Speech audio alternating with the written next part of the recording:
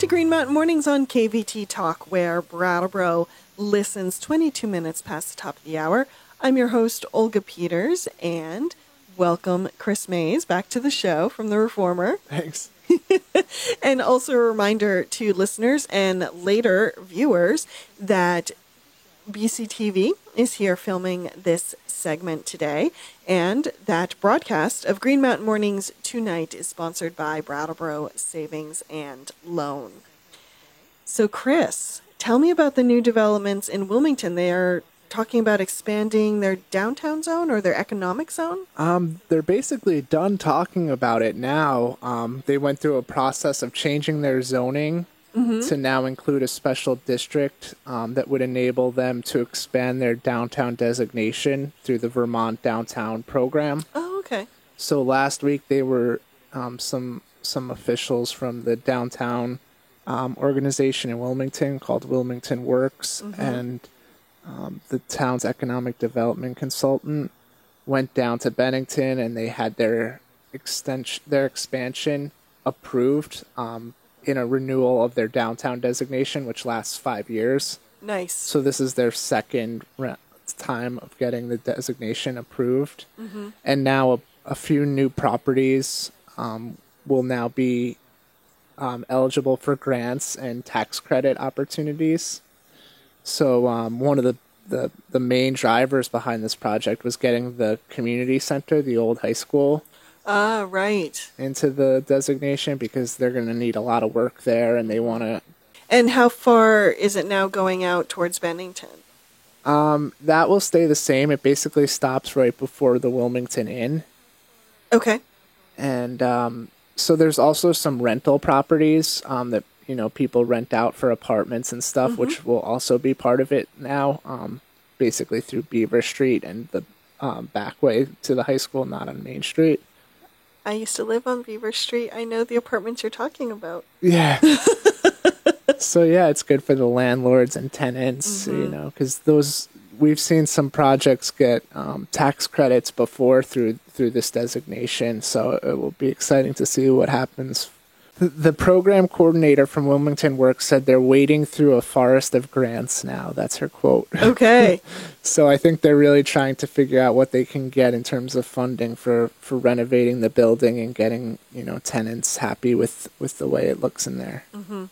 And remind me, Wilmington Works started after Irene, didn't they? Yes. They were kind of the community organization that just pulled all the businesses together and said, we're going to do this. Yeah, and that was another point the coordinator made. She said, through the downtown designation, we were really able to rebuild downtown Wilmington through the tax credit program and other grants.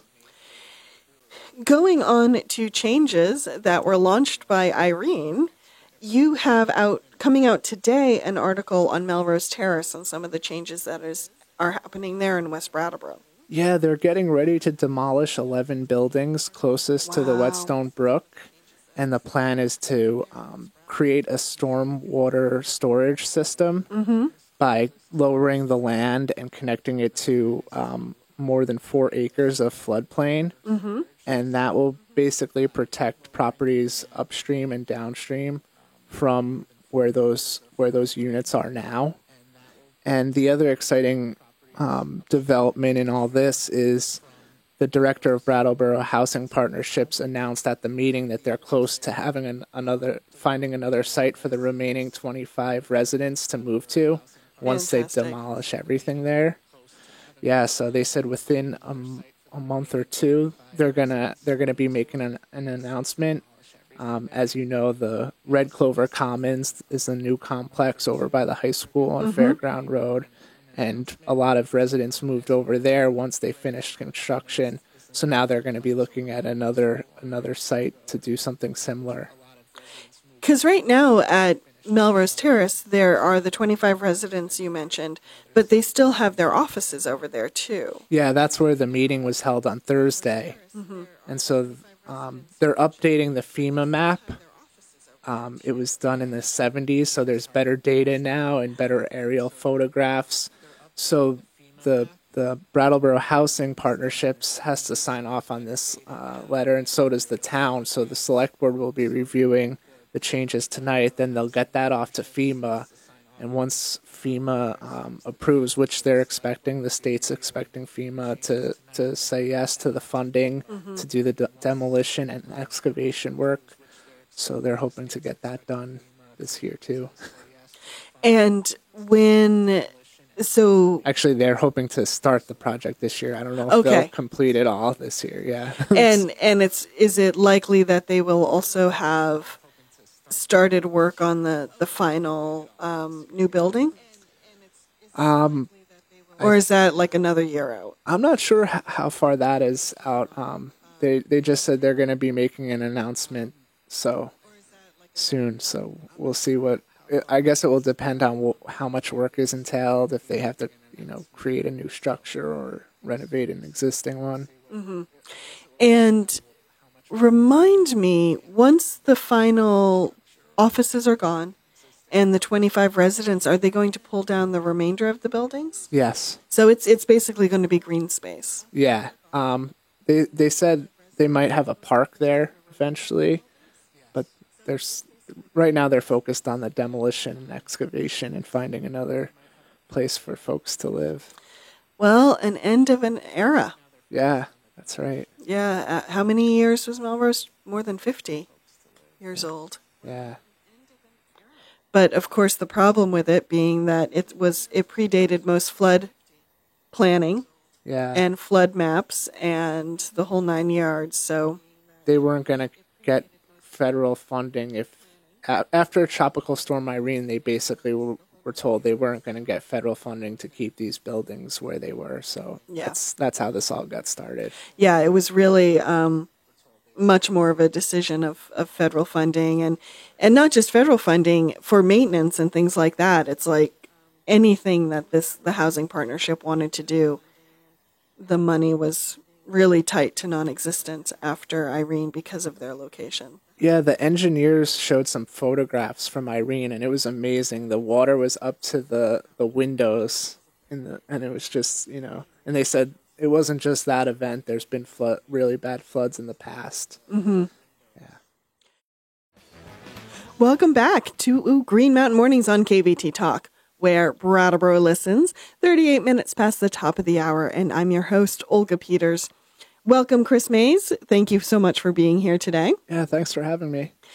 Now, there are some changes happening over at Academy School. They have a new principal. Yeah, the assistant principal, Kelly Diaz, is going to take over for Andy Patchouli starting next school year. So they're looking for an assistant principal right now.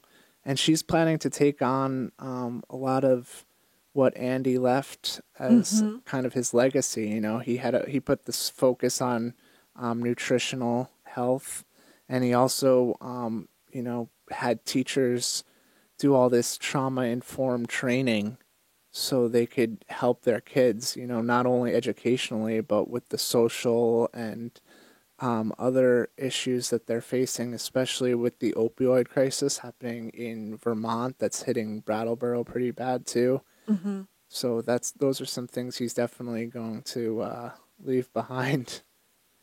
And how long have Kelly and Andy worked together?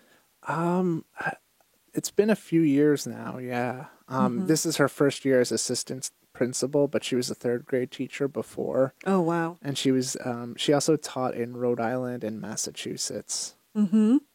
Have you had a chance to sit down with both Andy and Kelly? Yes. And what is Andy going to miss about being principal? He said the kids. Yeah. Yeah, he really, enjoyed interacting with them and helping them, and so he said that's what he'll miss the most. Mm-hmm. And he said that Academy School is in a good place right now because he says change is happening at this rapid pace, both in the world and educationally. Mm-hmm. And he thinks the teachers and staff there are really well prepared to deal with change as it comes. How long has Andy been principal at the Academy School? It's been a while, hasn't it? Yeah. Yeah, I forget how long. Yeah. And I should know too, because I've certainly been told, but I'm blanking on it. But it's been quite a few years. Yeah, he came to the district before Brattleboro Union High School and BAMS exist, Brattleboro Area Middle School. He was one of the people who helped create BAMS. Mm-hmm. That's right. So yeah, he was a middle school principal at first, I think. Sounds right. And then he took on the job at Academy School. Yeah, he worked in Massachusetts, I believe, or Connecticut. Before he went into education, he worked in the prison system, actually. Yeah. So he has a very diverse employment background and experience. Yeah. Now, is he retiring or is he moving on to another program? Well, he hopes to work part-time for the supervisory union. So he wants to work as an advisor to new administrators and teachers, and that's something that that the superintendent wants to do too. So now, for Kelly, you said she will take the helm after the school year ends. Yep. Has she had a chance to talk about her plans or her vision for the school, anything like that? She basically said she wanted to keep what's going on there, and then look at some other stuff that maybe she can do. But she grew up in Brattleboro, so she was one of Andy's students. No way. Yeah. Oh wow. So she said, yeah, this that just shows you how inspiring Andy could be. Yeah, definitely. And did she talk about why she wanted to make the transition from teacher to principal? No, she didn't. We actually only had a very limited time. There was a lot going on at the school at the moment, so I was lucky to have the interview I did. What for you getting to meet her had kind of stood out about her? She was just really warm and friendly, and yeah, she was open to all the questions, and she was excited about taking on the job. You could tell, yeah. Well, more power to her. I have to admit, I think I would be terrified myself. Yeah. So I admire educators, whether they're teachers or principals. Just it's a big job. Yeah, for sure. Now, are you going to the select board meeting tonight? Yep, I'll be there. And this will be Chantalie Gander's first select board meeting. Yep, since the reorg meeting. And she's, for those who are just tuning in, Shanta was elected for the first time to the select board earlier this month. And of course, the Brattleboro Select Board doesn't hand over the reins to the new board until after representative town meeting. And so this is Shanta's first full meeting. And what are some of the items on the agenda that you might be paying attention to? Well, I'm going to be listening to the town plan. They're going to be scheduling public hearings. So this is when I'll start to kind of listen in and see what's going on, what the changes are. And then, I'm going to see what the board has to say about the Melrose Terrace project. I'm not sure what to expect there. I think it will be a similar presentation to what I heard on Thursday night. So, yeah. There's also a lot of grants on the agenda. Yeah, the skate park is looking for a grant, another grant. They're going to be applying, and and there's also something around, and you can't see this, radio listeners, but I'm squinting at Chris at the moment as if this will make things easier for me to see. There's also something around the community development block grant, is there not? And talk of the revolving loan fund. Yes. They're going to have to update policies to be in line with the Vermont Community Development Foundation protocol program. I'm wondering if that conversation will expand at all. I mean, that part, updating policies, is pretty just de facto. It's what you have to do because it's the state of Vermont. But It's interesting. The revolving loan fund came up a few times over representative town meeting about, are we using it well? What should we be giving money to? Should it be a grant? Should it be loans? Some of those questions came up during town meeting, and I'm wondering if that's going to expand or inform this conversation at all. Yeah. Chris is like, we'll I don't know. It hasn't happened yet. And Chris, looking ahead to the week, what are some of the other things you will be keeping an eye on?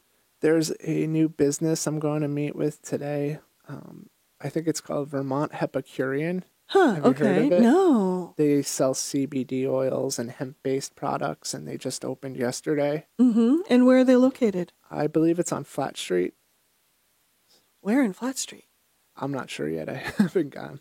I haven't seen it yet, but... Okay, Yeah. cool. And have you had a chance to kind of check out like any of their products or anything like this? No, I'm going today. So this is brand new. yeah, and Oh. yesterday I checked out Tito's Taqueria. Yeah. He's about to start leasing space behind Curves. Curves moved to the Black Mountain Plaza, and Tito purchased equipment from North End Butchers, which is now closed. And so he's operating behind Curves. He has a facility back there, but he still has his taco stand at the mobile gas station on the circle. And so now he hired a full-time chef to help him. The former owner of I'm going to forget it now. Carol's Main Street Cafe. Mm-hmm. And so she's working with him full-time, helping him prepare, and they're doing big catering jobs now while running the taco stand. And he kind of told me about some of his plans. He's working on a 5-year plan that might include a restaurant. So Oh my gosh. Well, there would be some very happy customers if he had a restaurant. yeah, it's good stuff. Good for him. Yeah, he's been kind of working this plan for a while, hasn't he? Kind of incrementally expanding his business as he could. Yeah, I told him yesterday when I would come to this radio show, I'd always see him on the side of the road when he was selling tacos out of his cooler. And I always wanted to write a story, but I just never got around to it then. But then things started picking up, and then we covered him at the Brewers Festival, and then there was a trademark infringement lawsuit that was being threatened against him, and then my boss wrote about him, and then, we've been following him ever since, basically. Now, the new space that he's renting, it sounds like it's just a kitchen for like catering. It's not open to the public yet. No, it's not. Okay. No, that's just where he keeps all his cooking equipment and all. It used to be at his house in Guilford. Mm-hmm. So he says his wife is, pretty happy that he's... It's out of the kitchen. Yeah. What else will you be kind of keeping an eye on? I can't... the Newfane solar project at the landfill was just approved by the Public Utility Commission, so I'll be writing about that as well. Mm-hmm. I haven't really followed that project. What are some of the details behind it? It's just one of the landfills that Green Lantern corporate group has been looking at around the state, and the town agreed. They were one of the first ones around here to say, yeah, go for it. So now they had to get state approval. So I think they're looking to do that this summer. Well, good luck with covering all these news items. I have to say I'm grateful because you certainly keep me in the loop. Chris Mays and I are going to head off to break, unless there was anything else you wanted to add, Chris, that I'm forgetting. Oh, that's it. No. Chris is very sad. He had to miss representative town meeting this year. So I'm getting sad Chris today in the studio. Yeah. Well, it's the big meeting of the year. Yeah, it is. But you didn't have to be there for 11 hours. Yeah. I know it sounds sadistic, but I wanted to be there. And I know. Upset that I couldn't be, but I didn't have to be there either, but I was there because it's where all the big decisions are made. yeah. But you get to go to select board meeting tonight, and there will be other decisions made. Yep. So, Chris, thanks for coming in today. You're welcome.